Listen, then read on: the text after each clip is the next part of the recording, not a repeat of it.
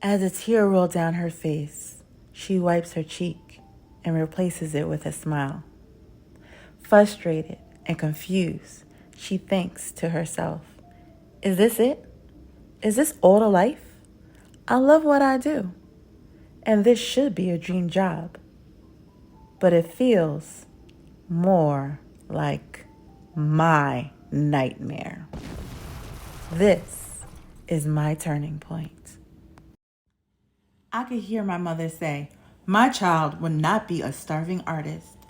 So instead of going to art school, I went to West Virginia Wesleyan for business. I took an art elective with Dan Keegan, the head of the art department. He changed my whole life trajectory. He showed me all the possible career paths as a multimedia artist, and I fell in love. I didn't fit in at the school, and I felt like I was missing something, but in the art room, I felt at peace, and I excelled, and I spent a lot of time there. In my junior year, I chose to leave school for a semester to pursue a professional singing career, but soon after I found out my mother had cancer. Expecting not to live, I promised her I would go back to school and finish my degree. Unfortunately, when I went back, Mr. Keegan had moved on and was replaced with Bill. He made it very clear I did not belong there. He could never see any value in me. In spite of him, with many challenges, I graduated. But now what? My school was not going to help me, and everyone I knew believed the internet would never thrive and Google was going to crash. I landed a job at National Video. It was a one-stop shop production house. From audio, video, multimedia, they did it all. They had clients like MTV, PBS, Verizon, ABC, and more. I worked in a multimedia department. It was a cool place to work, and I learned a lot. But the doors eventually closed, and I had to look for something new. Somehow, a fashion company found my resume. They hired me as a design assistant. Because of my graphic skills, I was in high demand in that industry. But eventually, the market changed and the environment changed, and I felt burnt out.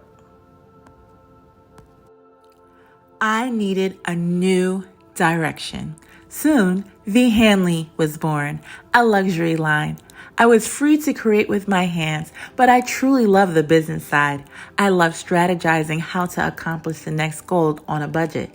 I was in New York Fashion Style Fashion Week and numerous other fashion shows.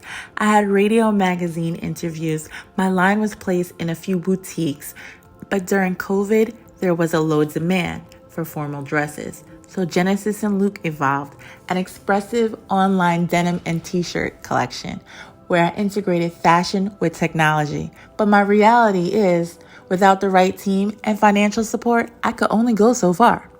Business models that work for some of the most successful companies was simply not going to work for me. So it's time to explore something different and create my own niche.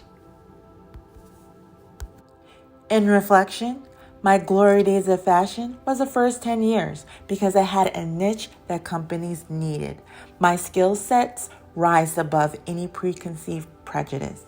But now my skills have plateaued and are considered common industry standard skills. This leaves me desiring more. I'm learning the key to my success is to find a niche, master it, and always be willing to evolve and grow. By doing so, I will soar higher than I could ever imagine.